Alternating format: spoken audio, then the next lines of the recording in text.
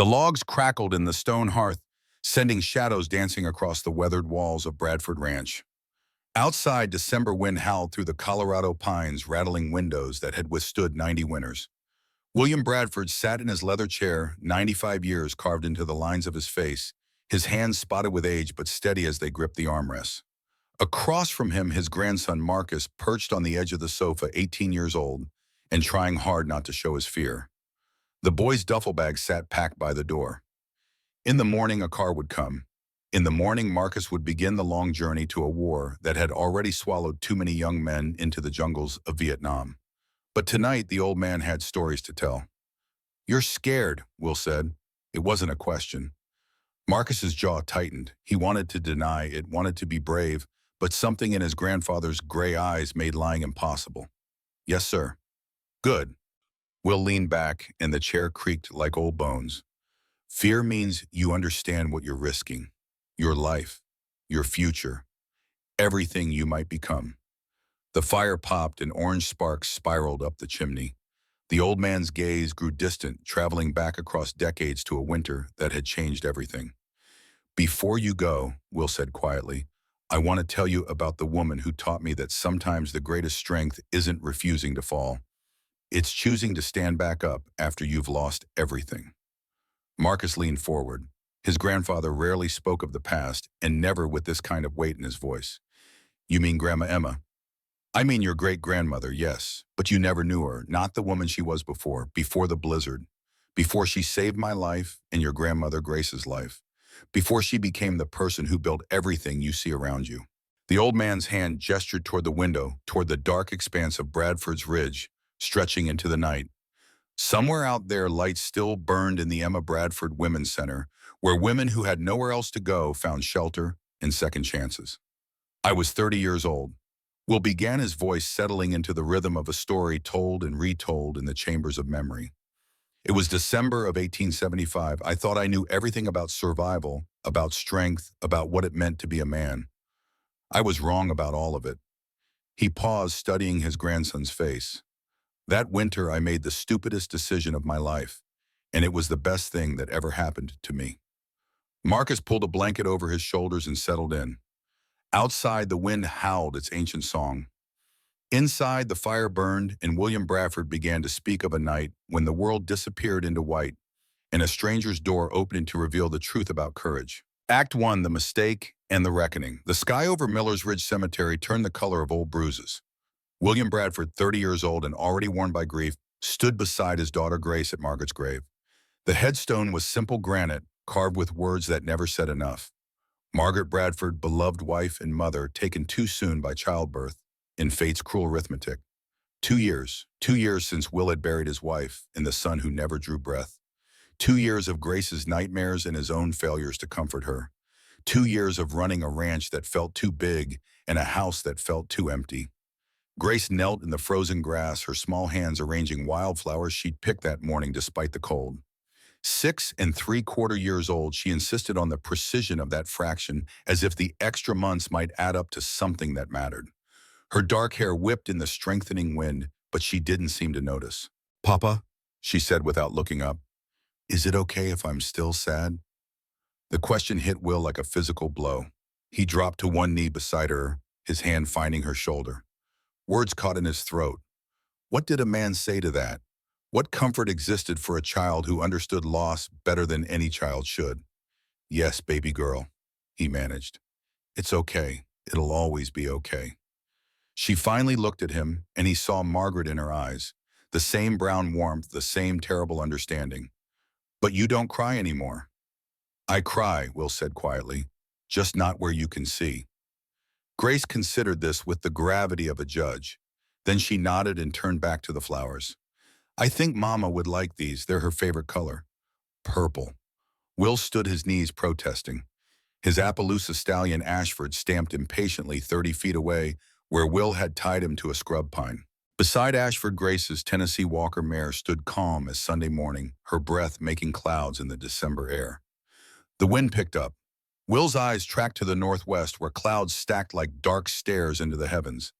He'd seen weather like this before. Born and raised in these mountains, he knew the signs.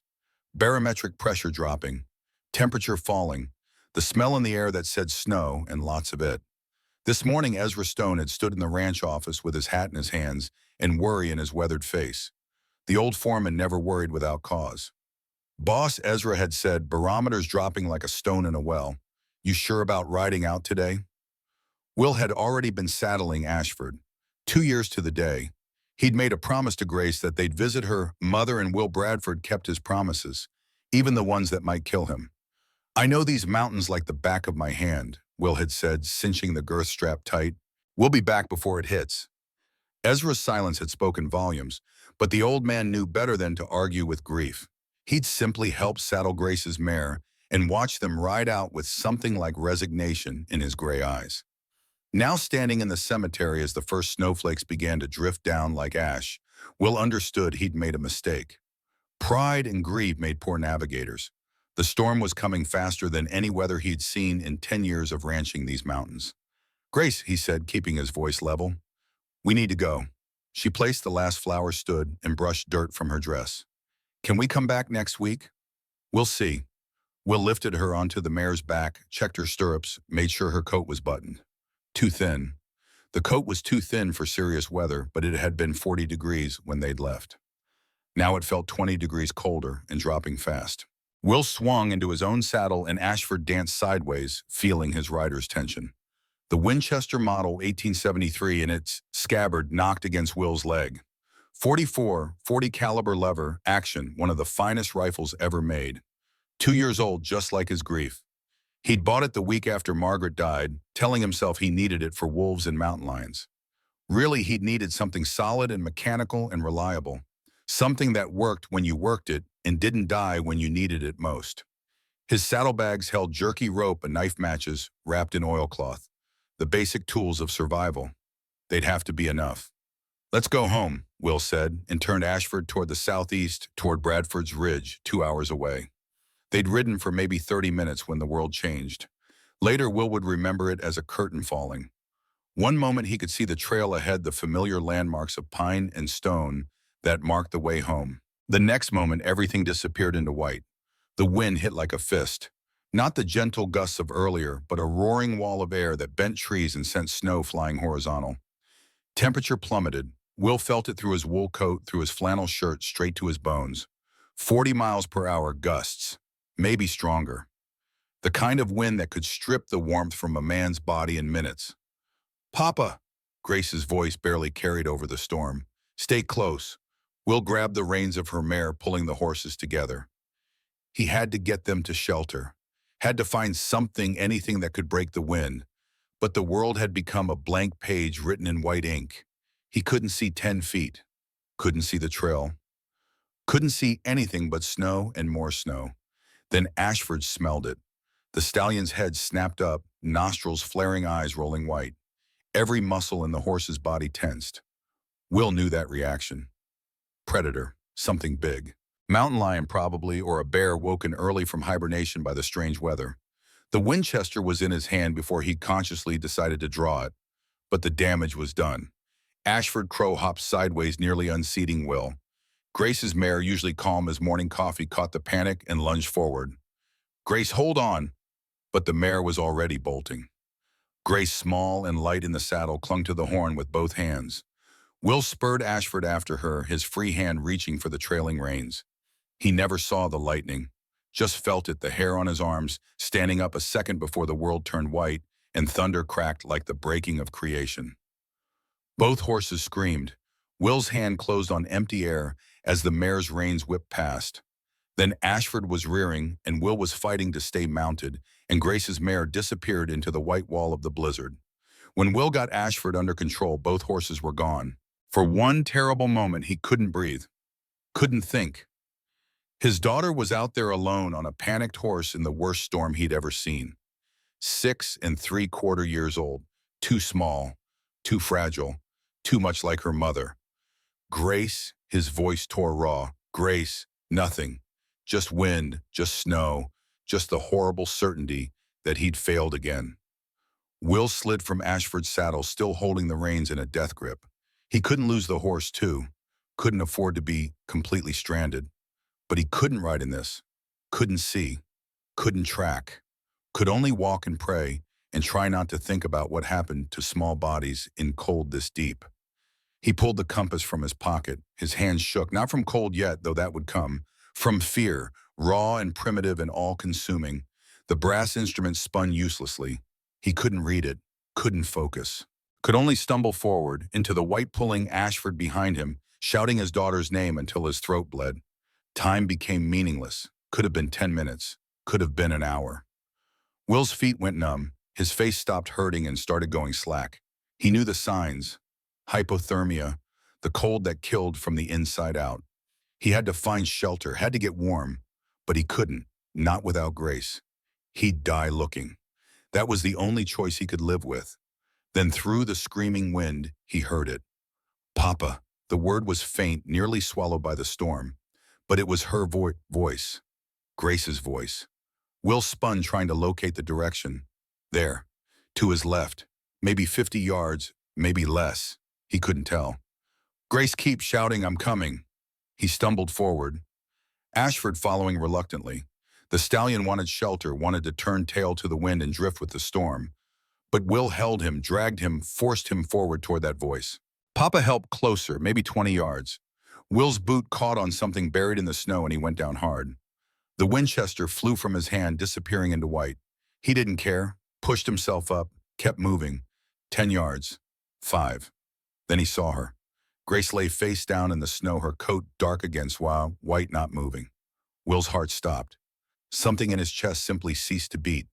He fell to his knees beside her, hands already reaching, already trying to undo what couldn't be undone.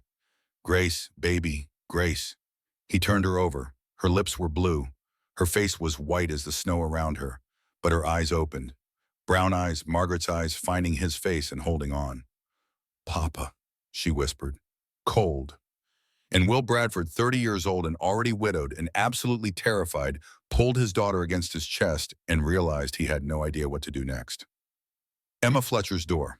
4 years alone. 4 years since typhoid fever had taken Henry and Daniel in the same cruel week of summer. 4 years since Emma Fletcher had buried her husband, an 8-year-old son, in ground so hard it took 3 men to dig the graves. 4 years of silence and survival, and slowly learning what it meant to exist without the people who made existence worthwhile. Emma stood at her cabin window watching the storm build. She'd seen it coming all day. Felt it in her joints in the air, in the way the birds had gone quiet that morning. Now it was here, and it was worse than she'd feared. The cabin was small, 12 feet by 14, one room serving as kitchen bedroom and every other thing a life required. A stone hearth dominated one wall, flames dancing over the split pine that Emma had cut herself. Above the door hung a Henry rifle, the .44 caliber repeater that her husband had taught her to shoot 6 months before the fever took him. Woman living alone needs to know how to protect herself, Henry had said, his hands steady on her shoulders as he'd shown her how to sight down the barrel. I won't always be here. He'd meant wolves, bears, the occasional drifter looking for easy prey. He hadn't meant typhoid, hadn't meant dying at 36 with his skin yellow and his mind gone to fever dreams.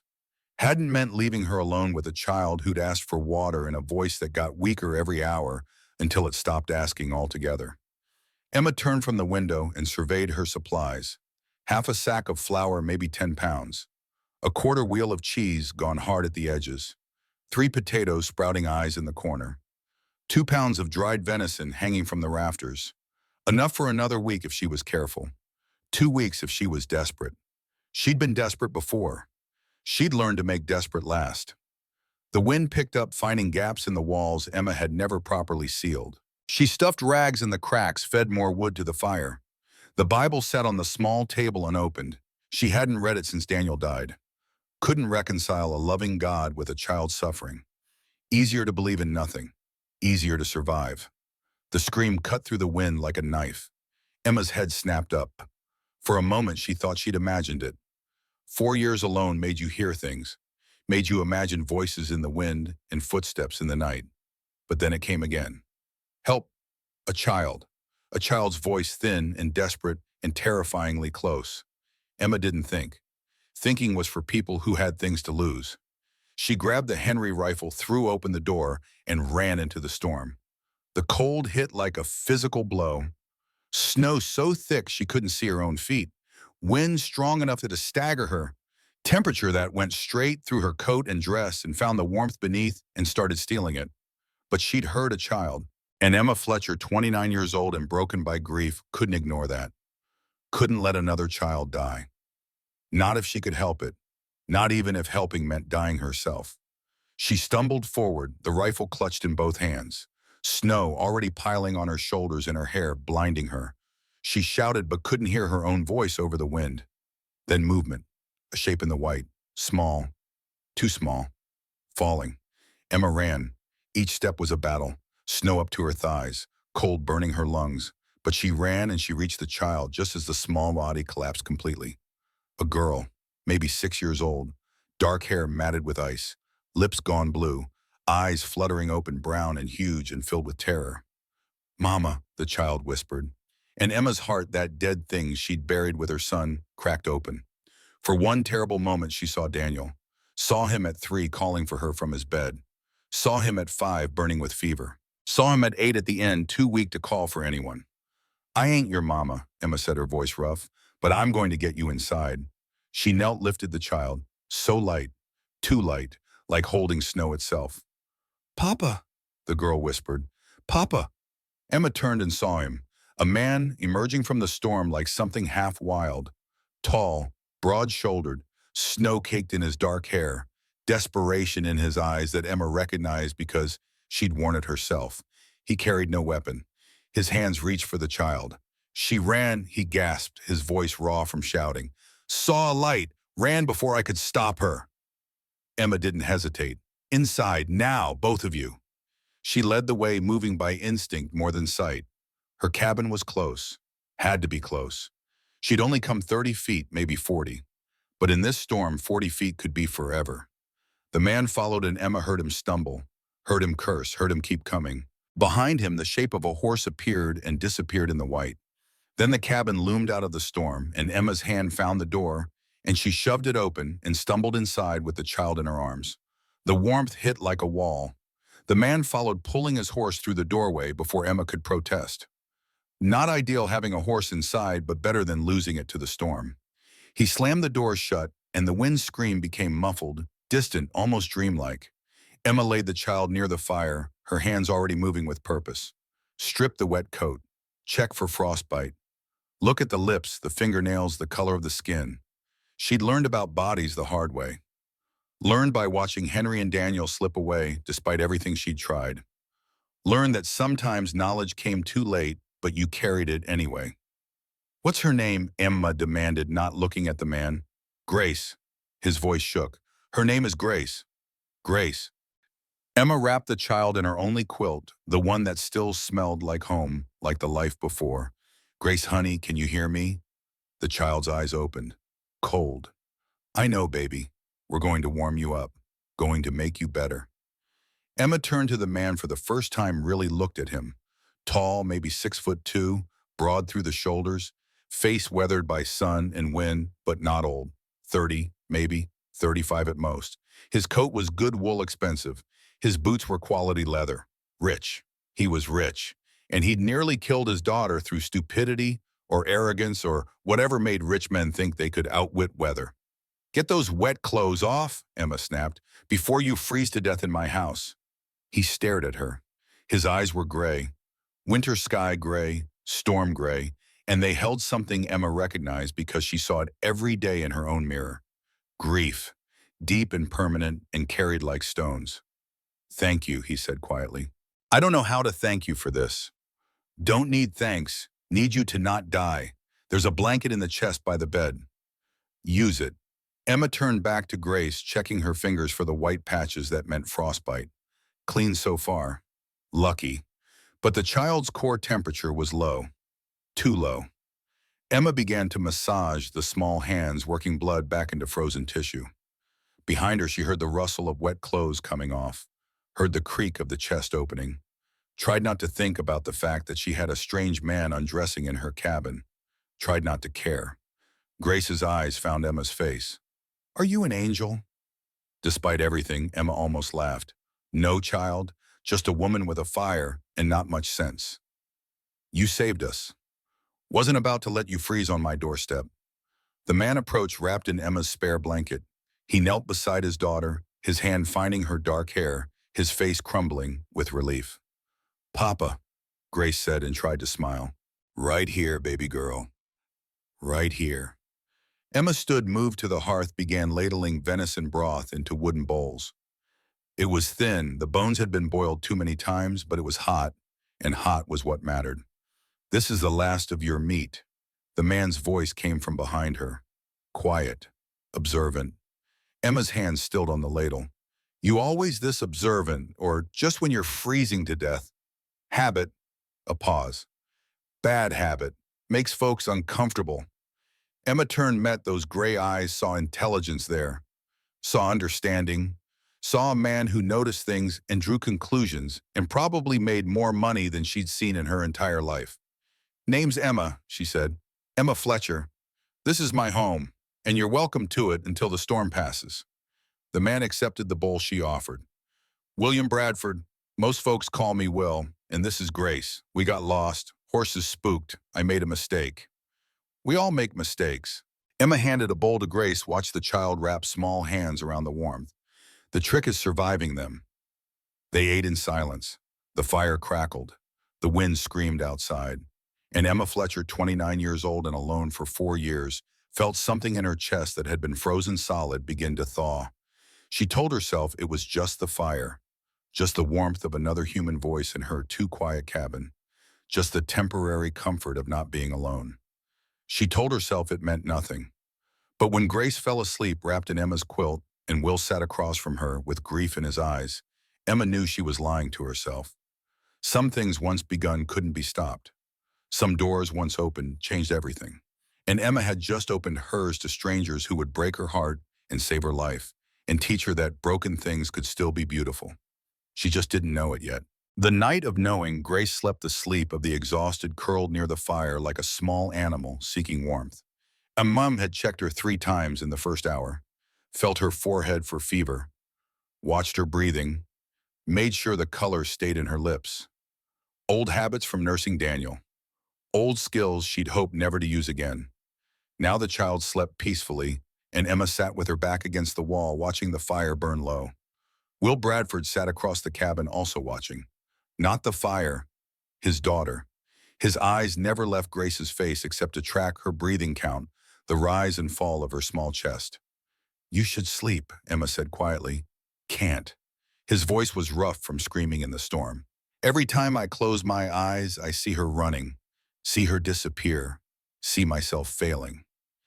Emma understood that. She'd lived with it for 4 years, the constant replay of Daniel's last days. The wondering if she'd done enough, tried enough, fought hard enough against the inevitable. She's safe now, Emma said. That's what matters. Because of you. Because you didn't stop looking. Will finally met her eyes. That broth, it really was the last of your meat, wasn't it? Emma could have denied it, could have lied, but something about this man's directness demanded honesty. Yes. What were you going to eat? I'd have managed, always do. How long have you been alone out here? The question was gentle, not prying, just asking. Emma found herself answering. 4 years since my husband and son died. Will's expression shifted. Something in his eyes recognized her pain, matched it with his own. How, he asked softly. Typhoid. Took them both in the same week. Henry was 36, Daniel was 8. Emma's throat tightened. I nursed them day and night. Did everything the doctor said.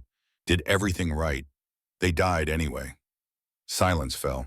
The fire popped. Outside, the storm continued its rage. My wife died 2 years ago, Will said finally. Giving birth. The baby a boy, he didn't make it either. I was in Denver, selling cattle. By the time I got word, they were already in the ground. Emma's chest constricted. I'm sorry. It wasn't your fault. Neither was yours. Will's hands clenched. A husband's place is with his wife. I was off making money we didn't need while Margaret died alone. You couldn't have known. I should have been there. Emma heard the weight in those words. The guilt that ate at him, the same guilt that ate at her. The terrible mathematics of grief that said, if only I'd done this, if only I'd tried that, if only, if only, if only. How do you live with it? Will asked, and his voice broke on the question. Emma thought about it, really thought. 4 years of survival, 4 years of waking up and not wanting to but doing it anyway. 4 years of learning that the body could keep going long after the heart stopped caring. You don't, she said finally. I'm the way you were before. That person's gone. You just become someone else, someone who keeps going. Is that enough? Some days? She wrapped her arms around herself. Some days it's all there is. Will nodded slowly like she'd confirmed something he already suspected. They sat in silence for a long while. The fire burned down, the storm raged, and two strangers who understood each other's grief found something like comfort in the shared weight of their losses. I should pay you, Will said eventually, for the food, the shelter, everything. I don't want your money. Please let me give you something. No. Emma's voice sharpened. I didn't drag you out of that snow for payment. I did it because it was right. Because that child called out and I couldn't just let her die. Her voice broke on the last word. Will went still, watching her. I couldn't, Emma whispered. I couldn't just let another child die. The tears came before she could stop them. She hadn't cried in 3 years, had thought she'd run dry. But something about this night, the storm, the child sleeping in her quilt, the man with grief, gray eyes, it broke through her walls. Emma, Will stood across the cabin, knelt beside here. You don't have to apologize. I'm not usually this weak. You're not weak, you're exhausted. And you just saved 2 lives at great cost to yourself. His hand touched her shoulder. Gentle, careful, like she might break. Thank you, he said softly, for everything. Emma wiped her eyes roughly. Storm should break by morning, then you can head back to wherever you came from. Bradford's Ridge, my ranch. 2 days' ride southwest. You're a rancher. Own about 500 head of cattle, 30 horses, 15 hands working the place. Emma looked at him. Really looked. Expensive coat, quality boots. Hands that were calloused from work but clean, well kept. You're not just a rancher, she said. You're wealthy. Will's mouth quirked. Almost a smile. I do all right. And you got lost in a storm. Pride, Will admitted, and grief, bad combination, makes you think you can control things you can't. Emma understood that too. Get some sleep, she said. I'll keep watch. You've been watching it all night. You must be exhausted. I'm used to it. That doesn't make it right. Emma almost smiled. Since when does right factor into survival? Will studied her face. Is that all this is to you, survival? Emma thought of her cabin, her solitary days, her long, silent nights. 4 years of breathing and eating and moving through the motions of life without ever really living. It's all I've got left, she said. The words hung between them, heavy with truth. Will nodded slowly. Then without another word, he settled against the wall beside her. Not touching, just present. Then I'll keep watch with you, he said. And Emma, who'd been alone for so long she'd forgotten what companionship felt like, found she didn't mind. They sat together through the long night. The fire burned low. The storm screamed. Grace slept peacefully between them, her breathing steady and sure. And Emma Fletcher felt something she hadn't felt in 4 years. Hope. Dangerous, terrible, beautiful hope. She crushed it immediately. Hope was for fools. Hope was what got you hurt. These strangers would leave in the morning. Her life would return to its familiar solitude. This night would become nothing but a memory. That was what she told herself. But as dawn light crept through the frost-covered window, Emma felt something else. Reluctance. She didn't want them to go. And that terrified her more than any storm. Marcus found his grandfather in the kitchen before dawn, coffee already brewing, the old man's hands wrapped around a steaming mug. Ruth, 85 years old, and still the ranch's heart shuffled in with a plate of pancakes that smelled like childhood and safety. You're up early, Marcus said, sliding into the chair across from Will. Old men don't sleep much. Will's gray eyes held the weight of the story he had been telling. Too many memories, too many ghosts. Ruth set the pancakes down, her weathered hand touching Will's shoulder. You're telling him about Emma? Yes. Good. Ruth poured coffee for Marcus. That boy needs to know what kind of woman raised this family, what kind of strength runs in his blood. Marcus spread butter across the pancakes, but his appetite had vanished. Grandpa, what happened after the storm? You said you brought her back to the ranch. Will's fingers tightened on his mug. I did, and I made my second mistake. I thought money and land could protect my family. I was wrong about that too. What do you mean by Victoria Ashford didn't just spread rumors while we were missing? She told the town council I'd done something to Grace. Told them a wealthy widower disappearing for 3 days with his daughter was suspicious. By the time we got back to Bradford's Ridge, half the valley thought I was guilty of something terrible. Marcus's fork clattered against the plate. But you were just lost in the storm. Truth doesn't matter when people wanted to believe a lie. Will stood, moved to the window, looked out at the dark expanse of his ranch. And Victoria had 3 days to plant her poison. Emma walked into a war zone without knowing it. He turned back to his grandson. But your great-grandmother, she didn't run, didn't hide. She faced every ugly thing this valley threw at her and proved them all wrong. Ruth nodded, wiping her eyes. That woman was the finest person I ever knew. Still is. Will returned to the table. When I brought Emma to Bradford's Ridge, I didn't know if she'd survive a day. The hands were skeptical. The town was hostile. Victoria was circling like a vulture. But Emma, she looked at that ranch, looked at Grace, looked at me, and she made a choice. What choice? To fight, not for herself, for Grace, for a child who'd already lost too much. Will's voice roughened. And in fighting for my daughter, she saved us all. Act 2, a coming home to war. The ride to Bradford's Ridge took 2 days. 2 days of Grace chattering between Will and Emma like a bridge connecting two islands. 2 days of Will teaching Emma trail signs, how to read the sun's position through winter clouds, which plants could be eaten and which would kill. 2 days of watching Emma absorb everything with the quick intelligence of someone who'd survived by learning. They camped the first night in a sheltered hollow building, a small fire that wouldn't be visible from the road. Grace fell asleep almost immediately, exhausted from the journey, curled between them like a small animal seeking warmth. You don't have to do this, Will said quietly, his voice barely audible over the crackling flames. We can turn back. I can take you home. Emma stared into the fire. Home. The word felt strange. That cabin hadn't been home in years, just a place to survive. And go back to what, she asked. 4 walls and silence. You'd be safe. I've been safe for 4 years. It's not the same as living. Will studied her face in the firelight. This world I'm bringing you into, it's not easy. People will judge you. They'll say things. Victoria Ashford will make your life hell. Let her try. Emma's jaw set. I've survived worse than gossip. Something in Will's expression shifted. Respect maybe, or recognition. I barely know you, he said softly. But I trust you more than people I've known my whole life. Emma turned to face him. Why, says I? Because you ran into a blizzard to save a stranger's child. Because you gave us your last food without expecting anything back. Because when Grace looks at you, she smiles like she used to before Margaret died. The honesty in his voice made Emma's chest tight. I don't know how to be a rancher's wife, she admitted.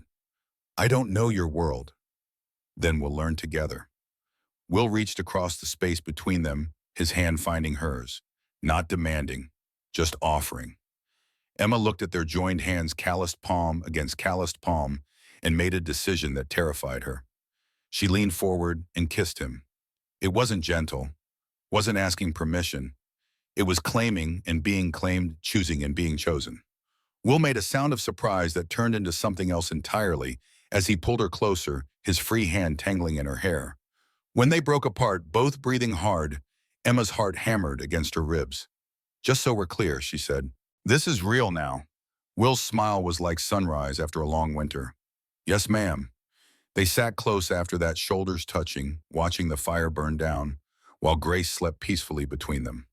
And Emma Fletcher, 29 years old and learning what it meant to want something again, felt hope take root despite all her efforts to prevent it. Bradford's Ridge appeared on the afternoon of the second day.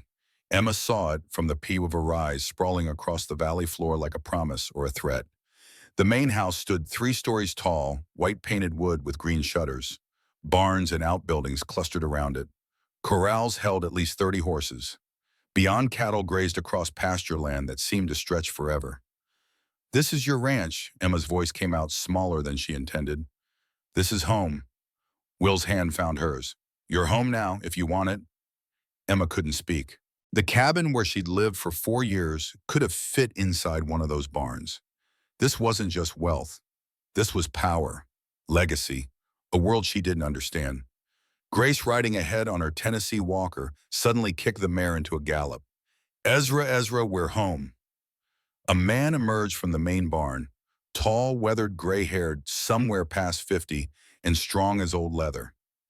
He caught Grace as she launched herself from the saddle, swinging her in a circle.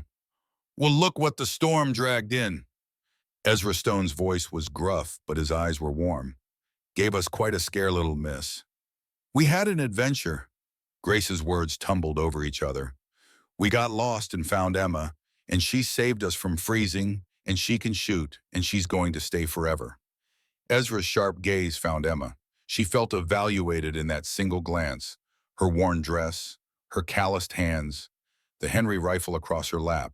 The way she sat her horse like someone who'd learned to ride out of necessity, not pleasure. So you're the one, Ezra said. The one what? Emma dismounted, keeping her movements calm, despite the nervousness crawling up her spine. The one who finally got him to come home. Ezra's weathered face cracked into something that might have been a smile. Ma'am, we didn't think the boss was ever coming back when that storm hit. Ranch hands emerged from the barns and bunkhouses. 15 and maybe more. Their eyes tracked Emma with varying degrees of curiosity and suspicion. She heard whispers, saw the questions in their faces. Where did the boss find her? What's her story? Is she the new Mrs.? One hand, middle-aged and built like a bull, spoke loud enough for everyone to hear. She gonna be the new wife, boss? Will's voice went cold as winter iron. Watch your tone, Dawkins. Ezra stepped forward and silence fell. You heard, Mr. Bradford? Get back to work, all of you. The hands dispersed, but Emma felt their eyes on her back, felt their judgment, felt the weight of expectations she couldn't possibly meet. A woman appeared in the doorway of the main house, round-faced, kind-eyed, wearing an apron dusted with flour. She hurried down the steps, her smile genuine. Mr. Will, thank the Lord you're safe, and little Grace. She gathered the child into a hug. We've been worried sick. Ruth, this is Emma Fletcher. Will's hand found the small of Emma's back. She saved our lives. She'll be staying with us. Ruth's eyes widened slightly, but her smile never wavered. Any friend of Mr. Will's is welcome here. Come on inside, dear. You must be exhausted. Emma followed Ruth into the house and the world tilted.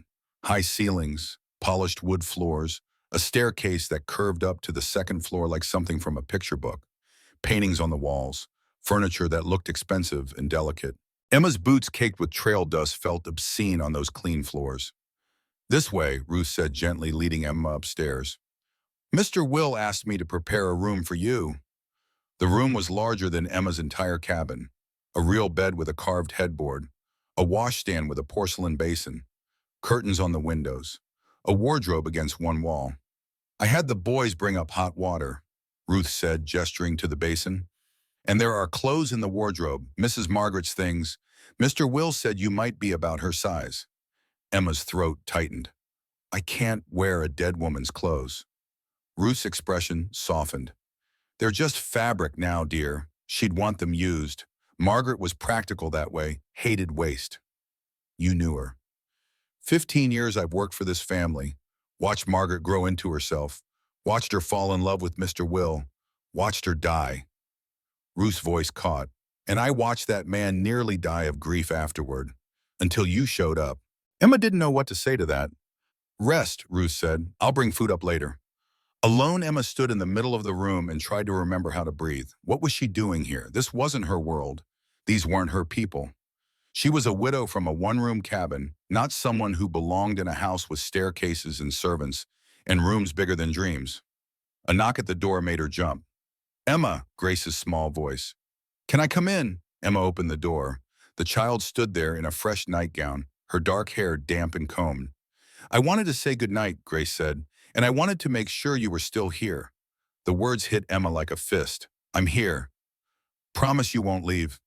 Grace's eyes were huge, desperate, filled with the fear of someone who'd already lost too much. Emma knelt down, taking the child's small hands in hers. I'll stay as long as I can, sweetheart. Forever. That word.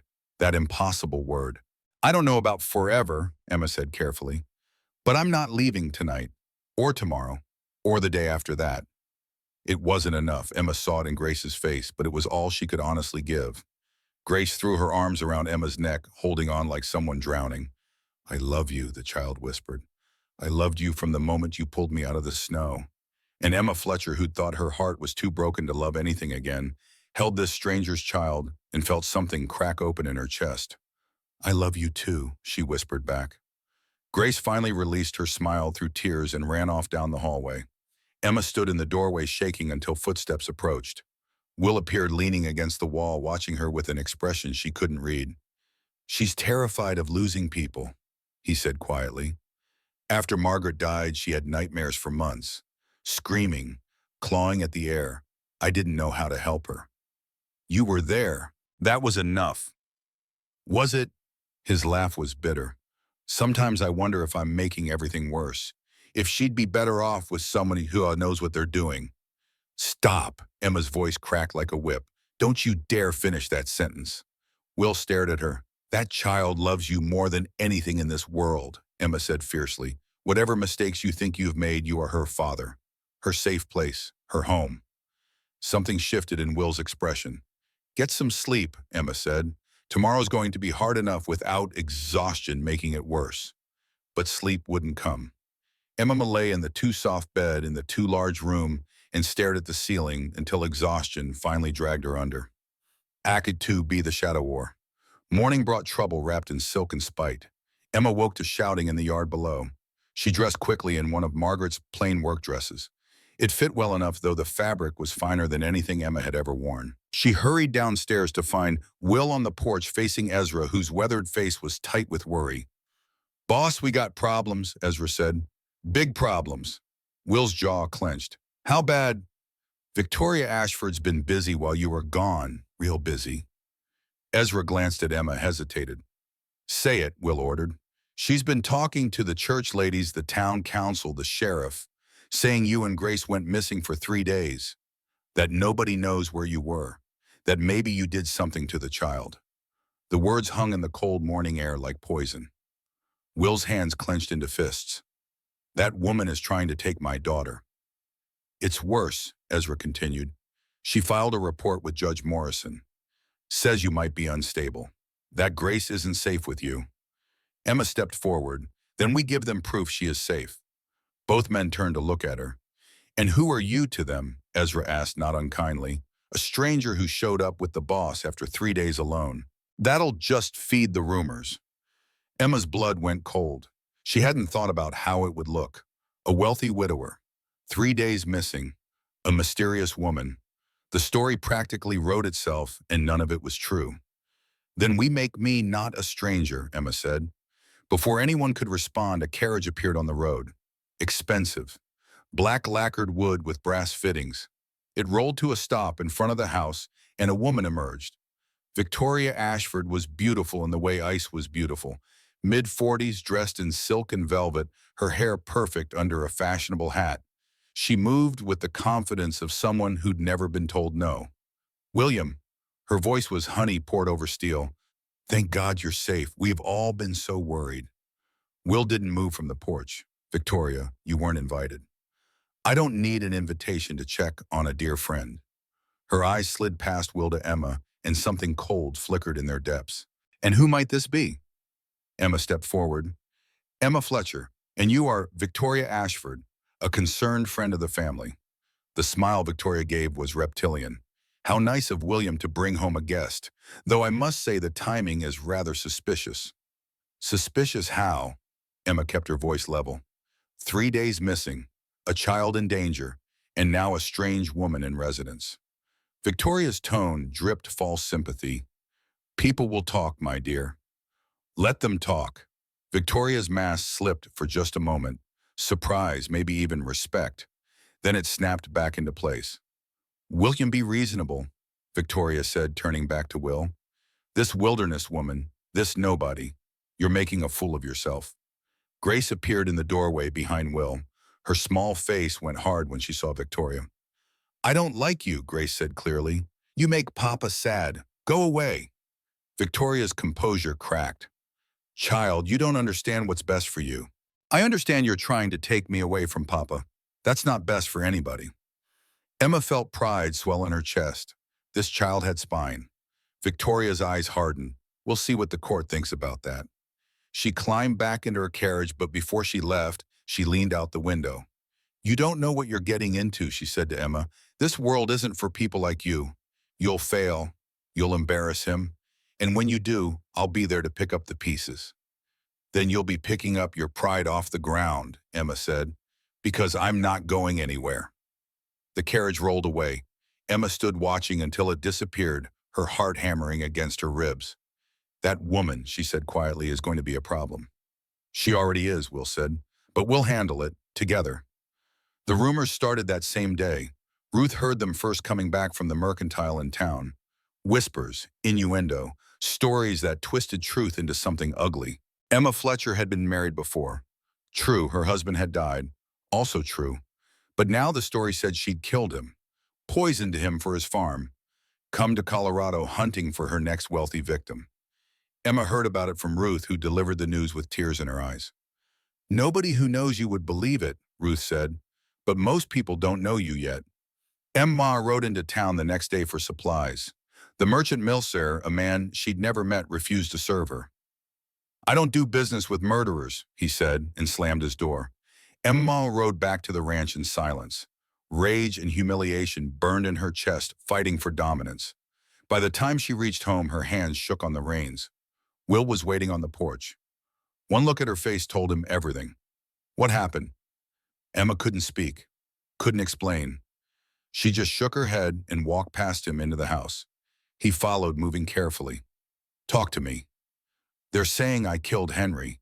The words came out flat, dead. That I poisoned him for his farm. That I came here to do the same to you. Will's face went white, then red. Emma had never seen him truly angry before. The transformation was terrifying. Which merchant? His voice was iron. It doesn't matter. It matters to me. This is Victoria, Emma said. Has to be. She can't beat us directly, so she's destroying my reputation instead. Will crossed the room, took her hands. Then we fight back. We write letters. We gather statements from Missouri. We build a case so solid her lies crumble under their own weight. That could take months. Then it takes months. I'm not letting her win, Emma. Not after everything. Something in Emma's chest loosened. She looked at this man who should be resting, who should be letting others fight his battles, and saw nothing but fierce determination. Wow, she whispered. Why do you keep fighting for me? Will's answer was simple, devastating. Because I love you. Emma's breath stopped. You don't have to say it back, Will continued quickly. I'm not asking for anything. I just need you to know. You're not alone. You never will be again. Emma stared at him. This man who'd stumbled into her cabin in a blizzard. This man who'd seen her at her worst and still chose her. I don't know if I can love anyone, she said honestly. I'm still too broken. I know. Will smiled softly. That's okay. I can wait. But Emma realized something. She didn't want to wait. Didn't want to hold back. Didn't want to be careful anymore. She leaned forward and kissed him. Not gentle this time. Desperate. Hungry. A kiss that said everything her words couldn't. Will made a sound of surprise that turned into something deeper as he pulled her close. His hands tangled in her hair. Her fingers gripped his shirt. The world narrowed to just this moment, this connection, this impossible, perfect feeling. When they finally broke apart, both breathing hard, Emma's cheeks were wet with tears. I think she managed, I might love you too. Will's smile was everything. Sunrise, spring, hope made manifest. Yeah. Don't make me say it again. He laughed, actually laughed, and pulled her close. And Emma Fletcher felt something she'd thought was dead forever stir back to life. 3 weeks passed. 3 weeks of letters sent to Missouri. 3 weeks of waiting. 3 weeks of Emma learning to run a ranch while facing down hostility and whispered accusations. Then the reply came. Emma was in the garden with Grace teaching the child about winter vegetables when Ezra found her. Mrs. Fletcher, he said, holding an envelope like it might explode. Letter for you, from Kansas. Emma's hands shook as she opened it. The words blurred, then focused. Dear Emma, I wept when I read your letter. All these years I thought you blamed me for not coming when Henry and Daniel were sick. I couldn't face you. Couldn't face my own guilt. Now I learn you've been suffering alone, accused of terrible lies. I won't stand for it. I'm coming to Colorado. I'll testify to anyone who will listen that my brother died of fever, that you nursed him until your own hands bled, that you loved him more than any woman ever loved a man. I'll be there by month's end, your sister Sarah. Emma read it twice. 3 times, the words wouldn't quite sink in. Good news, Ezra asked gruffly. The best. Emma wiped her eyes. We're going to win. But Victoria Ashford wasn't finished. Not by a long shot. Acts 2, Blood and Reckoning. Emma and Will were riding the fence line checking barbed wire for breaks when the riders appeared. 3 men on horseback emerging from the tree line like wolves scenting prey. Not deputies, harder, rougher. The kind of men who hired out their muscle for coin. Will's hand moved to the Winchester in his saddle scabbard. Easy, Emma said quietly. The leader rode forward, 40 years old, tobacco-stained, teeth eyes cold as January. Mr. Bradford, Mrs. Ashford sends her regards.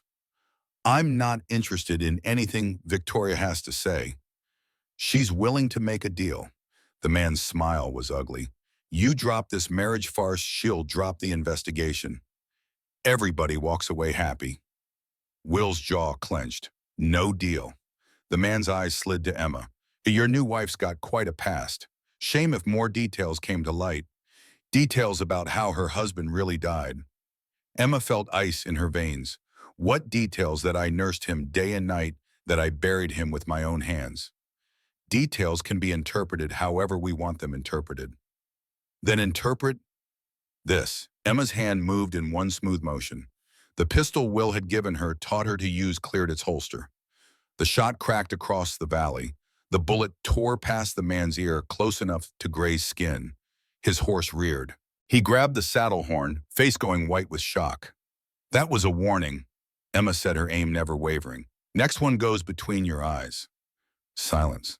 The kind of silence that preceded violence or retreat. Then the man laughed, high and sharp and genuinely surprised. Well, well, he said, one hand pressed to his bleeding ear. Maybe you ain't just a pretty face after all. I'm a widow who's buried everyone she ever loved. Emma's voice was ice. You think I'm afraid of 3 hired guns? The men exchanged glances. Their leader studied Emma with new respect and calculation. We'll be seeing you again, he said finally. Mrs. Ashford doesn't give up easy. Neither do I. They turned and rode away. Emma kept the pistol raised until she couldn't hear hoofbeats anymore. Then her hands started shaking. Will was beside her in an instant, taking the gun, steadying her horse. Emma, look at me. She met his eyes, saw wonder there, and fear, and something else she couldn't name. You could have been killed, he said. So could you. That's different. How? He didn't answer, just pulled her close as 2 people on horseback could get, and held on. 2 days later, disaster struck. Emma was in the barn checking on a sick calf when young Buck came running, his face white with panic. Mrs. Fletcher, come quick, it's Mr. Will. He's hurt. Emma's heart stopped. What happened? South pasture horse threw him. He's bad, ma'am, real bad. Emma didn't think, just ran, saddled the nearest horse, galloped toward the south pasture at a speed that was reckless and necessary. 3 miles felt like 300. Her mind kept supplying terrible images. Will broken, Will bleeding, Will dead, not again. Please, God, not again. She found him surrounded by ranch hands who stood helpless and useless. Will lay on the ground, his face gray with pain, his leg bent at an angle that made Emma's stomach heave. Blood soaked through his trousers. What happened? Emma dismounted, running. Rattlesnake spooked his horse, one hand said. Threw him into the rocks. Emma dropped to her knees beside Will. His eyes were closed, his breathing shallow. Will, can you hear me? His eyes fluttered open, gray as winter sky, clouded with pain. Emma, he whispered. Sorry, so sorry. Don't talk. Save your strength. She turned to the nearest hand. Miller, get me rope. Thompson, clean cloth. Jenkins, whiskey.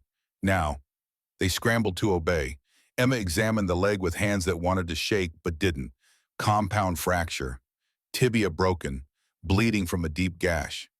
He'd die if she didn't act fast. Dawkins Jackson hold his shoulders. This is going to hurt like hell.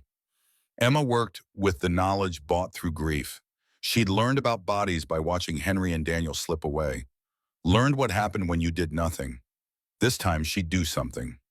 The tourniquet first. Leather belt above the break. Tight enough to stop the bleeding, but not so tight it killed the limb. Will's eyes rolled back when she poured whiskey over the wound. But he didn't scream. Just bit down on the leather strap Jackson offered and endured. Setting the bone was worse. Emma had to pull, had to align the fragments, had to ignore Will's white face and the way his whole body went rigid with agony. The crack of bone, finding bone, echoed across the pasture. By the time Dr. Webb arrived, the bleeding had stopped. The bone was set. Will was conscious and asking about his daughter. The doctor examined Emma's work with widening eyes. "Who did this?" The hands pointed to Emma. "This is remarkable." Webb looked at her with new respect. "You saved his life, Mrs. Fletcher. Another hour with that bleeding, he'd be dead." Emma's knees finally gave out. She sat in the frozen dirt and watched them load Will carefully onto a wagon. Watched them take him home. Watched her hands shake with delayed reaction. Ezra appeared beside her, helped her stand. "You did good," he said gruffly. "Real good." Emma couldn't speak, could only nod. That night she refused to leave DeWill's bedside. Ruth brought food she couldn't eat. Ezra offered to take watch so she could rest. Emma shook her head. "I'm staying." Will woke near midnight. His hand found hers in the darkness. "Emma, I'm here. Thought I was dying." His voice was hoarse. "All I could think about was you and Grace, how I'd be leaving you both." Emma's throat tightened. "You're not leaving us." "I know." He tried to smile. Failed. "You wouldn't let me." "Damn right I wouldn't."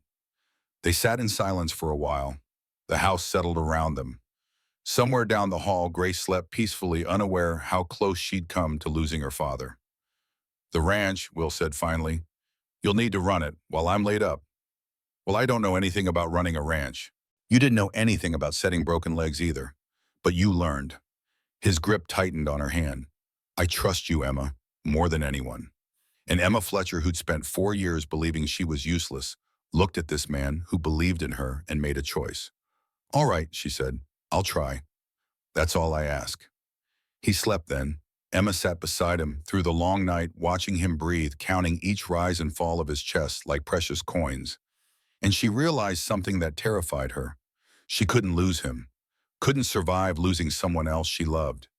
The thought of Will dying, of Grace crying, of going back to that empty cabin and that empty life, it was unbearable. So she'd fight. For this family. For this impossible chance at happiness. For everything she'd thought she'd never have again. She'd fight and she'd win, or she'd die trying. Closing frame the second night. Will Bradford, 95 years old, finished his story and leaned back in his chair. The fire had burned low again. Marcus sat forward, hands clasped his young face tight with emotion. "She saved your life," Marcus said. "Twice. Once in the blizzard. Once in that pasture." Will's hand unconsciously touched his right leg, where the break had healed, but never quite straight. "I carried that limp for 70 years. Best reminder I ever had." Of what? That strength comes in unexpected forms. That the people who save us aren't always the ones we expect. Will stood, moved to the window, looked out at the dark ranch. "Emma ran that ranch for 3 months while I healed. Did it better than I ever did. Earned the respect of every hand, every neighbor, everyone who doubted her." "But Victoria didn't stop," Marcus said. "You said she kept fighting." "Victoria didn't stop, but she also didn't win." Will turned back to his grandson. "Because when she couldn't destroy us with rumors, she tried the law, filed a custody petition, tried to prove I was an unfit father." Marcus's eyes widened. "For Grace?" "For Grace, said a child needed a proper mother, that Emma was a stranger with a questionable past, that I was unstable." Will's voice hardened. "She wanted my daughter and my ranch, and she was willing to destroy anyone who stood in her way." "What happened?" "We went to court. Emma testified. I testified. Every hand on this ranch testified." Will's smile was fierce. And Victoria learned what it meant to underestimate a widow who'd survived things she couldn't imagine. You beat her, we beat her, together. Will returned to his chair. But before I tell you about that trial, you need to understand something else. Victoria wasn't the only threat. There was someone else, someone worse. Who? Will looked at his grandson. Margaret's mother, Catherine Montgomery, a woman I'd never met. A woman Margaret had run away from 20 years earlier. A woman who suddenly decided she wanted her granddaughter back. Marcus went pale. Grace's grandmother. Yes, and when she arrived from Boston with her lawyers and her money and her righteous claim to blood family, I realized we'd been fighting the wrong battle all along. Will stood again, restless with memory. But I'm getting ahead of myself. Before Catherine came, before that final battle, Emma had to prove herself, had to show the valley what kind of woman she was. And boy, did she show them. He smiled, remembering.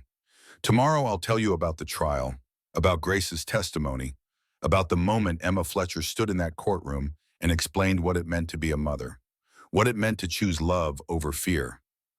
Will placed his hand on Marcus's shoulder. But tonight you need to sleep. You've got a long journey ahead tomorrow. Marcus stood. Grandpa, what if I don't come back from Vietnam? The question hung in the air between them. Then you'll have lived with honor, Will said quietly, like your great-grandmother Emma, like all the Bradford men before you. You'll have done your duty and served your country and tried your best. That's all any man can do. Marcus hugged him. Will held his grandson and remembered being 30, remembered being scared, remembered Emma's hand in his and her fierce voice saying, "We fight together or not at all." Go on, Will said. Get some rest. In the morning before you leave, we'll visit Emma. She'll want to see you off properly. She's still alive, 94 years old and still running that women's center every day. Will's smile was full of pride. That woman's too stubborn to die. Marcus left. Will stood alone by the dying fire, remembering a winter 70 years ago when everything changed, when a stranger opened her door and saved his life. When love came back after he'd thought it gone forever. Tomorrow his grandson would go to war. But tonight the old man had stories to tell, stories about courage and hope, and the woman who taught him that broken things could be beautiful again. The fire burned down to embers. Outside, wind moved through the pines. And William Bradford, 95 years old and grateful for every moment of his long life, prepared to tell the final chapter of the story that had made him who he was. Dawn came cold and clear to Bradford's Ridge. Marcus stood in his pressed uniform duffel bag at his feet, trying to memorize every detail of the ranch that had been his whole world. The house, the barns, the corrals where his grandfather had taught him to rope, the land stretching away into morning mist. Will Bradford descended the porch steps slowly, 95 years, making each movement careful. But his eyes were sharp, his back straight, his hands steady as he gripped Marcus's shoulder. Before you go, Will said, I need to finish the story. Grandpa, the car will be here in 20 minutes. Then I'll talk fast. Will's smile was thin. You need to know how it ended, how Emma won, how she saved us all one last time. They sat on the porch steps side by side, grandfather and grandson, separated by 7 decades, but connected by blood and love in the story that had shaped their family. I told you about Victoria, Will began, about the rumors and the smear campaign, about how Emma proved herself to every hand on this ranch. But Victoria was just the warm-up act. The real threat came from Boston.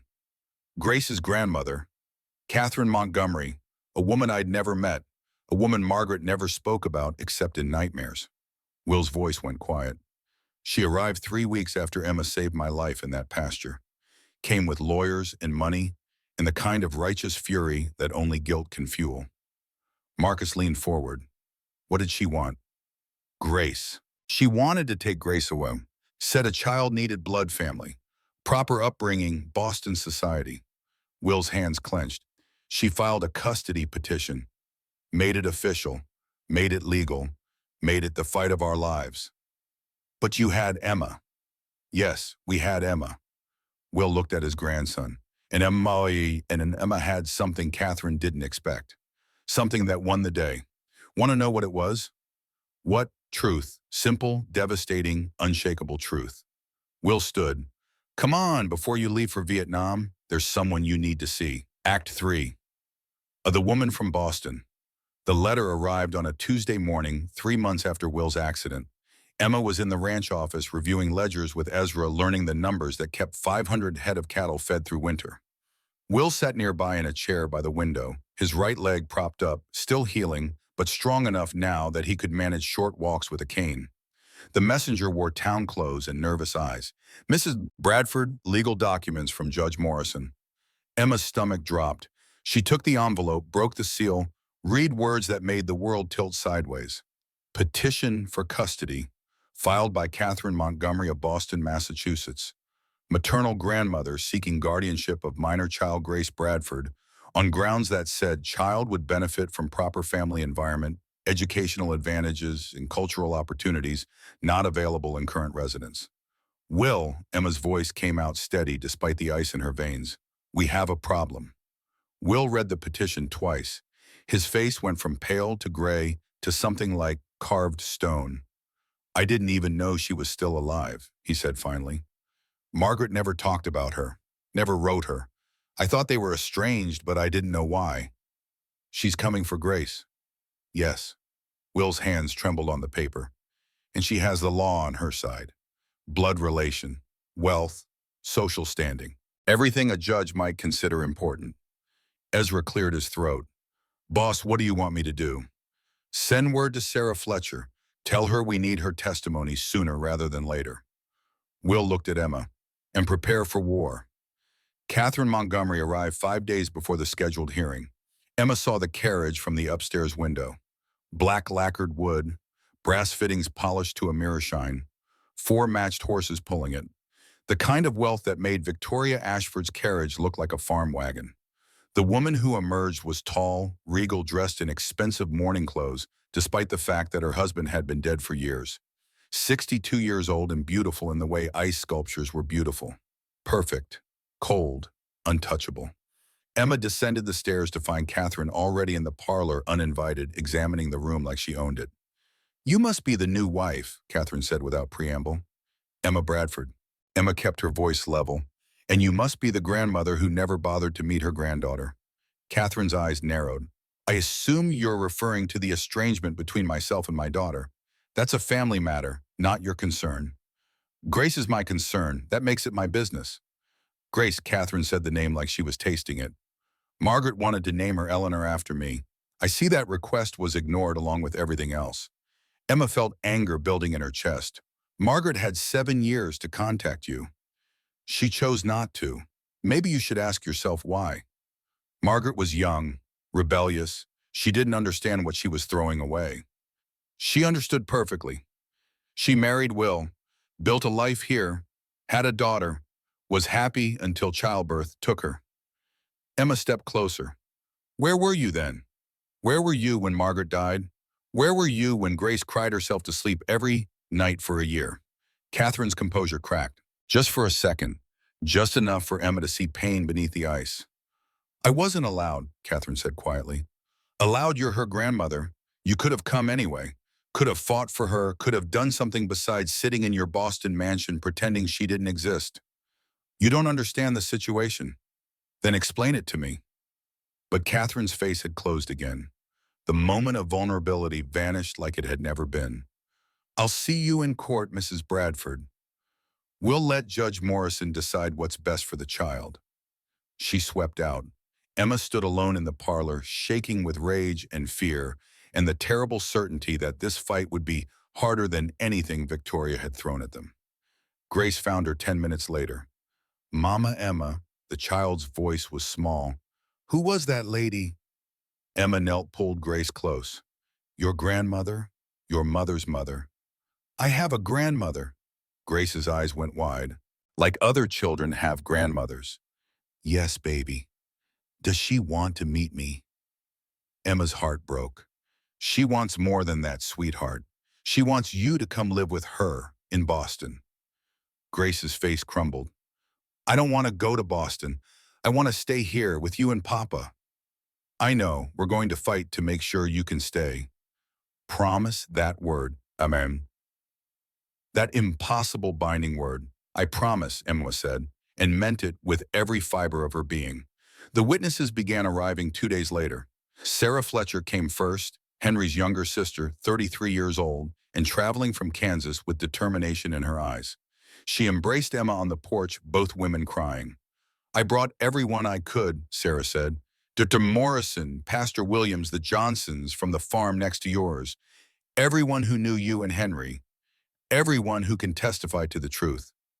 One by one they came.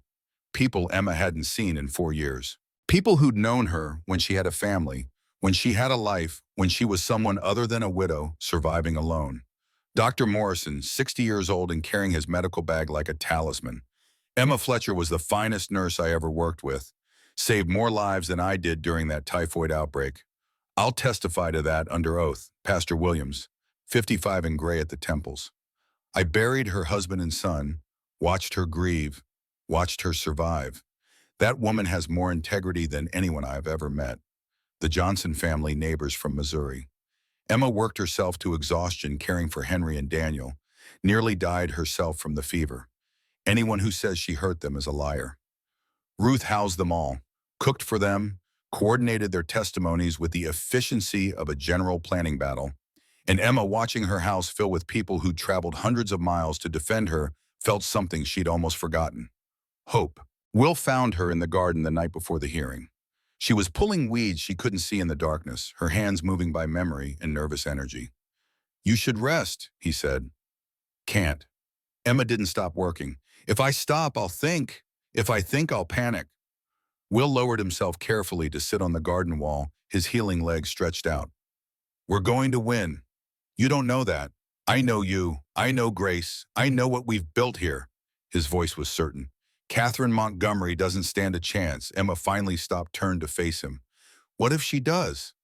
What if the judge thinks blood matters more than love? What if he thinks Boston society is better than a ranch in Colorado? Then we appeal. We fight. We keep fighting until there's nothing left to fight with. Emma sat beside him. Their shoulders touched. The night was cold, but his warmth was enough. I'm scared, she admitted. Good. Fear means you understand what you're risking. Emma almost smiled. You sound like me. I learned from the best. Will took her hand. Emma, whatever happens tomorrow, I want you to know something. What? You've already won. You saved Grace, gave her back her smile, gave her a mother when she thought she'd never have one again. Catherine can't take that away. No judge can undo it. It's done. It's real. It's ours. Emma leaned her head on his shoulder. I love you. I love you too. They sat in the garden until stars filled the sky, until the cold drove them inside, until there was nothing left to do but sleep and wake and face whatever the morning brought. Act 3. Be the courtroom. The courthouse was packed. Emma had never seen so many people in one place. Every seat filled, people standing along the walls. The whole valley had turned out to watch this battle between the widow from the wilderness and the grande dame from Boston. Emma sat at the defendant's table, Will beside her, despite his healing leg, Grace between them. The child held Emma's hand so tightly it hurt. On Grace's other side, Will's hand covered his daughter's small shoulder. Catherine Montgomery sat across the aisle, flanked by 3 lawyers in expensive suits. She looked like royalty holding court. Confident, certain, untouchable. Judge Morrison took his bench. 68 years old, white-haired, with the kind of keen eyes that missed nothing. He'd known Will since Will was a boy, had presided over Margaret's parents' estate, had married Will and Margaret 7 years ago in this very courthouse. This court will come to order. His gavel fell. We're here to determine custody of the minor child, Grace Bradford. Mrs. Montgomery, you filed the petition. Present your case. Catherine's lead lawyer stood, tall, silver-haired, with the smooth confidence of someone who'd never lost. Your Honor, Mrs. Catherine Montgomery comes before this court with a simple request: to provide her granddaughter, the only child of her late daughter Margaret, with the advantages and opportunities befitting her heritage. He painted a picture. Boston, proper schools, cultural advantages, museums and symphony and society. The kind of life a child of good breeding deserved. The kind of life a frontier ranch could never provide. His witnesses testified. A headmistress from a prestigious girls' school, a family minister, Boston matrons who spoke of society and propriety and the importance of bloodlines. Emma listened to it all and felt her stomach sink. It sounded good. It sounded right. It sounded like everything a judge might want for a child. Then it was their turn. Will stood gripping his cane and faced Judge Morrison. Your Honor, I love my wife. Loved her more than I can say. When she died, I thought I'd never recover. But I had a daughter who needed me. So I did what any father would do. I kept going. His voice was steady, strong. My wife never spoke about her mother. Not once in 7 years of marriage. I didn't know Mrs. Montgomery was alive until 5 days ago. Whatever happened between them, Margaret made her choice. She wanted Grace raised here, on this land, with this family. That family now includes a stranger, Catherine's lawyer interrupted. A woman of no breeding, no education, no connection to the child. Will turned and his voice went hard. That woman is the reason my daughter smiles again. She's the reason Grace laughs and plays and believes in happiness again. After Margaret died, Grace stopped talking for 3 months. Stopped eating. Stopped sleeping. I tried everything. Doctors, medicine, prayers. Nothing worked. He looked at Emma and something fierce burned in his eyes. Then Emma came. Within a week, my daughter was laughing. Within a month, she was calling her mama. Emma Bradford isn't a stranger. She's the woman who saved my family. She's the one Grace runs to when she's scared. She's the one who sits up all night when Grace has nightmares. She's not perfect, and she doesn't pretend to be. But she loves my daughter with everything she has. Will faced Catherine directly. Can you say the same, Mrs. Montgomery? Can you honestly say you love Grace more than your pride, more than your guilt, more than whatever drove you away for 7 years? Catherine's face tightened, but she didn't answer. Judge Morrison leaned forward.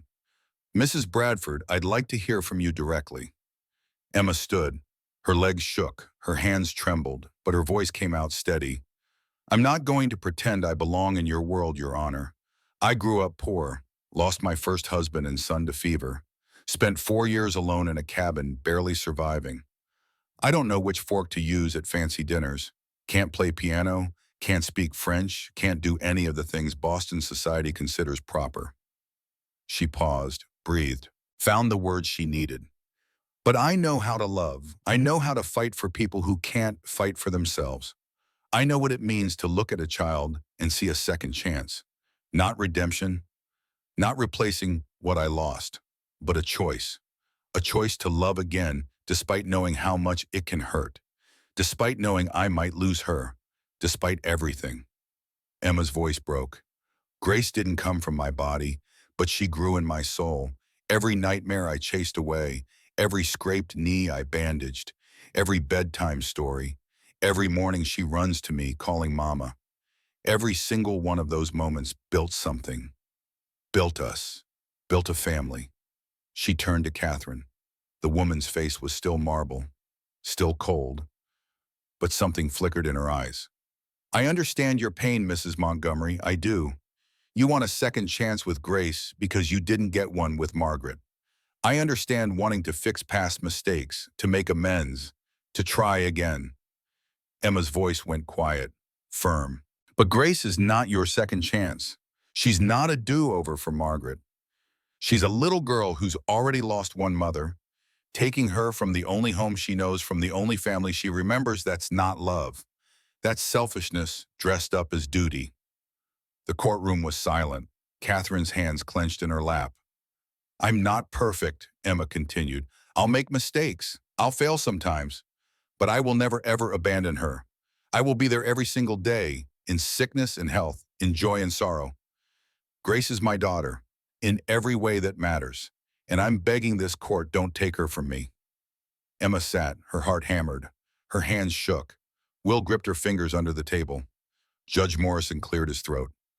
The child. I'd like to hear from the child. Grace stood, so small, 7.5 years old. Her dark hair was braided. Her dress was clean. Her eyes were huge with fear. Grace, Judge Morrison said gently, do you understand what's happening here? Yes, sir. Grace's voice was steady, stronger than Emma expected. The lady wants me to live with her in Boston. How do you feel about that? Grace's chin lifted. Emma recognized that look. pure Bradford stubbornness. I don't want to go, sir. This is my home. Papa is my papa. Emma is my mama. I have a room with my things, a horse named Buttercup, friends at school. But Mrs. Montgomery is your grandmother, your blood family. Don't you want to know her? Grace looked at Catherine for a long moment. Are you my grandmother? Yes, child. Catherine's voice was tight. Why didn't you come before? Why didn't you visit when Mama was alive? Catherine's composure cracked. That's complicated, child. Mama told me something before she died. Grace's eyes filled with tears, but her voice stayed strong. She said, be brave, my love. Let people love you. Don't be scared of new families. She turned to Emma. Emma is my new family. She loves me. I know, because she shows me every day. Not with fancy presents or big houses, just by being there. By staying. Grace wiped her eyes. My real mama is in heaven.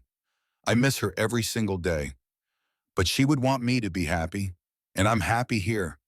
With Emma and Papa, please don't make me leave. The courtroom erupted. People crying, people nodding. Catherine's lawyer trying to object. The judge's gavel falling again and again. When silence finally returned, Catherine Montgomery stood. Your Honor, I need to say something. The judge looked surprised. Mrs. Montgomery, you're not required to testify. I know, but I need to. I need them to understand. Catherine's lawyer grabbed her arm. She shook him off, walked to the witness stand with her head high. The truth is, Catherine began, her voice shaking, I failed my daughter completely, utterly, in every way a mother can fail. The courtroom went silent. My husband Margaret's father was not a kind man. He believed in discipline, harsh discipline, beatings when she disobeyed, locked in her room for days when she defied him. And I allowed it. I told myself it was normal, that it was for her own good, that he knew best. Catherine's hands gripped the rail. When Margaret was 17, she refused an arranged marriage, refused to marry the man we'd chosen. Her father beat her, badly, broke her arm, locked her in her room for 3 weeks. And I did nothing. I was weak. I chose my husband over my daughter. Emma felt sick, felt Will go rigid beside her. Oh, Margaret escaped when she was 20, took money from my jewelry box and disappeared in the night. I received one letter 6 months later. She said, Mother, I forgive you, but I will never return. And if I have children, they will never know the man who hurt me. They will never know what you allowed. Catherine's voice broke. My husband died 5 years ago. I wanted to reach out then, wanted to beg Margaret's forgiveness, but I was ashamed, too ashamed. Then I heard she died giving birth, and I thought maybe I could make amends, give her daughter the life Margaret deserved, the life I failed to give her. She looked at Grace. But I see now, I was wrong. Grace isn't Margaret, isn't mine to save or fix or make amends through. She's her own person, with her own family, her own life. Catherine turned to the judge. I'm asking this court not for custody, but for permission to know my granddaughter, to write to her, to visit if she'll have me, not as a mother, not as a replacement, just as a grandmother who wants to be better than she was. Judge Morrison leaned back, studied Catherine's face, Emma's face, Grace's face. Mrs. Montgomery, he said slowly, I appreciate your honesty, but I have questions. Questions about the circumstances you described, about your husband's behavior, about your daughter's death. Catherine went pale. I've reviewed records from Boston, the judge continued. There were questions at the time of Margaret's birth, questions about injuries, about doctor visits, about a pattern of abuse. Nothing was ever proven, but the shadow remains. He looked at Will. Your wife made you promise, never to let her mother near Grace. She had good reason. Reasons this court respects. The gavel fell. Petition denied. Grace Bradford will remain in the custody of her father and stepmother. This court finds that the child's best interests are served in her current home. Mrs. Montgomery, you may petition separately for visitation rights subject to the approval of the child's parents. But custody is denied. This matter is closed. The courtroom exploded. Emma pulled Grace into her arms, both of them crying. Will wrapped his arms around them both. Sarah Fletcher whooped from the gallery. The witnesses from Missouri applauded. Catherine Montgomery stood alone at the witness stand, her perfect composure finally shattered, and wept. Act 3, see Grace and Legacy. Outside, the courthouse winter sun broke through clouds. Emma stood with Grace, watching people disperse, feeling the weight of victory settle into her bones. Catherine emerged, moving toward her carriage. Emma made a decision. Grace, stay with your father. I'll be right back. She caught Catherine before the older woman could climb into the carriage. Mrs. Montgomery, a word. Catherine turned. Her eyes were red. Her face was older somehow. Grief and guilt had carved new lines. You've won, Mrs. Bradford. What more do you want? I want to understand. Did you really love her, Margaret? Catherine's composure crumbled again. Every day of her life, and every day since she left me. Emma studied this woman, saw pain there. Real pain. The kind Emma knew intimately. Then loved Grace the way Margaret would have wanted. Not through courts or custody, through letters, visits, being a grandmother, not a replacement. Catherine stared. You would allow that? After everything, Grace deserves to know her family, all of it, the good and the painful, the mistakes and the attempts to fix them. Emma's voice was firm. But on our terms. No lawyers, no petitions, just family. If you can accept that. Why? Catherine's voice broke. Why would you offer this kindness? Because I know what it's like to lose people, to live with regret, to wish you could go back and do things differently. Emma met her eyes. You failed Margaret. I failed my son.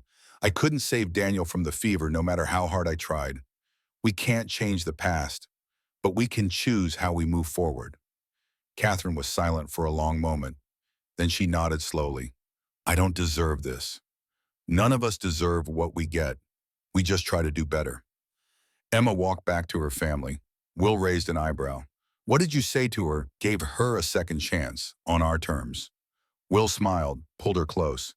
You're a better person than I am. No, just tired of fighting. They went home. All of them. Sarah and the witnesses stayed for a week, celebrating, sharing stories, helping Ruth cook enough food to feed an army. The ranch hands threw a party that lasted until dawn. Ezra got quietly drunk and told anyone who'd listen that Emma Bradford was the finest woman he'd ever met, and he'd known a lot of women in his time. Emma stood on the porch in the cold morning after watching the sun rise over her land. Her family, her life. Will found her there. Regrets, he asked. Hundreds, but none that matter.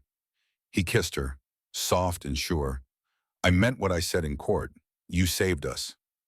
We saved each other. 6 months later, spring came to Bradford's Ridge. Emma walked through the completed women's refuge building. 2 stories, kitchen, sleeping quarters, classroom where women could learn to read, to sew, to garden, to build lives after escaping the men who'd hurt them. 8 women currently live there. Sarah Miller, the first to arrive, now helped run the place. Others came from Denver, Kansas City, small towns with names nobody remembered. Women with bruises and broken spirits and nowhere else to go. Emma taught them what she knew: how to shoot, how to survive, how to stand up when the world knocked you down. Will watched from the doorway. You built something remarkable. We built it, together. A letter arrived from Boston that afternoon. Catherine's handwriting neat and precise. Dear Emma and William, I write to share memories of Margaret's childhood. I thought Grace might like to know about her mother's favorite book of poetry. I've enclosed it. Perhaps Grace can know Margaret through her mother's favorite words. I hope this finds you well. With gratitude, Catherine. Grace read the poems that night, sat curled between Emma and Will on the sofa reading words her mother had loved. It's sad, Grace said quietly, but also good sad, like remembering makes Mama more real. Emma held her close. That's exactly right, sweetheart. News came 2 weeks later. Victoria Ashford had remarried. Some railroad tycoon from California. Moved away. Gone. Good for her, Emma said when she heard. Hope she finds what she's looking for. Will raised an eyebrow. You're not angry. No, she was desperate. Desperate people do terrible things. I understand that better now. 30 years passed like water, like wind, like the turning of seasons. Emma and Will grew old together, watched Grace grow up, marry a good man, have 3 children of her own. Watch the refuge house, 200 women over 3 decades. Watch the model spread to Denver, Kansas City, Santa Fe. Ezra retired at 88, still grumbling, still teaching young hands the right way to rope. Ruth cooked until she was 85, then trained younger women to take her place. Sarah Fletcher moved to Colorado permanently, ran the women's education program, never remarried, said she'd found her purpose. In 1905, Emma and Will sat on their porch, both 59 and 60 years old, watching the sunset paint the valley gold. Any regrets? Will asked like he always did. Only one, that I waited so long to live. You were surviving. That took courage too. Maybe, Emma took his hand, but this is better. They watched Grace's children play in the yard, watched the refuge building glow in the late light, watched their legacy unfold before them. Broken things can be beautiful again, Emma said. We proved that. Will kissed her hand. We did. Closing frame, the final goodbye. Marcus Bradford stood beside his grandfather's old Ford, his uniform pressed his duffel bag in the trunk. Will Bradford, 95 years old, gripped his grandson's shoulders. Remember what I told you about courage, that it's doing the right thing even when you're scared. Exactly. Will pressed something into Marcus's hands, the Henry rifle, Emma's original. Grandpa, I can't take this. You must. Every Bradford generation needs something to fight for, and something to fight with. Will's voice roughened. Your great-grandmother used this to save my life. Now it's yours. Marcus hugged him, hard, like he might never let go. I love you, Grandpa. I love you too, boy. Come home safe. The car pulled away. Will watched until it disappeared. Then he climbed into his truck and drove to the Emma Bradford Women's Center. She was in her office, 94 years old, frail but sharp, still working, still helping, still refusing to quit. Marcus came to say goodbye, Will said from the doorway. Emma's face lit up. I thought he'd left already. Wanted to see you first. Marcus appeared nervous in his uniform. Emma stood shakily and he rushed to embrace her. Grandma Emma. Marcus, she held him tight. Your grandfather told you our story. All of it. The blizzard, Victoria, Catherine, everything. Emma pulled back, studied his face. Then you know, life will break you. That's certain. The question is, will you let it destroy you, or will you let it remake you into something stronger? I'm scared. Good. Fear means you understand what you're risking. She handed him an envelope. Letters from women who passed through this refuge, soldiers' wives, widows, mothers. Read them when you're scared. Remember what you're fighting for. Marcus took the letters with shaking hands. Will I see you again? Emma was honest. I don't know, sweetheart. I'm old, but I'll be here in spirit. She kissed his forehead. You're a Bradford. We don't give up. We don't quit. We face the storm. We save who we can. We keep going. Marcus left. Emma watched from the window, tears falling. Ruth appeared beside her. He'll be okay. I know, because he's been taught how to survive and how to live. 2 years later, Marcus returned from Vietnam, wounded but alive. He came home to find Will had passed away peacefully at 96. He went to the refuge center. Emma was in bed, barely conscious, surrounded by women she'd saved.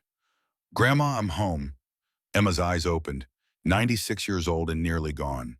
I knew you would be. I used your lessons, every day. Good. Her voice was barely a whisper. Then the story continues. Grandma, I promise I'll keep the refuge open. Keep helping people. Not because it's easy. Emma's hand found his. Because it's right. I promise that. Emma closed her eyes. Then I can rest. She died peacefully that night, surrounded by the women she'd saved, the family she'd built, the legacy she'd created. The funeral drew 500 people. Women from across the western states. 3 generations of Bradfords. Hands who'd worked the ranch. Townsfolk who doubted her once and learned better. The refuge was renamed the Emma Bradford Women's Center. It still operates today, helping women find their strength, their voices, their second chances. Marcus stood at Emma's grave reading the inscription carved in granite. Emma Fletcher Bradford, 1846 to 1972. She opened her door to strangers in a blizzard. She found her way home. He placed the Henry rifle on the memorial plaque, not to leave it, to honor it, to remember. Then Marcus Bradford walked back to his truck and drove to the Women's Center. Women waited there, women who needed help, women who needed hope, women who needed someone to tell them that broken things could be beautiful again. He had work to do, a legacy to continue, a promise to keep, because Emma had taught him the most important lesson, that survival wasn't enough, that you had to choose to live, had to choose to love, had to choose to stand up after the world knocked you down, had to keep going no matter what. And Marcus Bradford, 20 years old and carrying 70 years of family wisdom, walked through the doors of the Emma Bradford Women's Center and got to work. The story wasn't over. It was just beginning again. Because that's what legacies do. They continue. They grow. They remake the world one broken person at a time. Emma Fletcher had opened her door to strangers in a blizzard 97 years ago. And the light from that open door still burned bright, guiding lost souls home through every storm.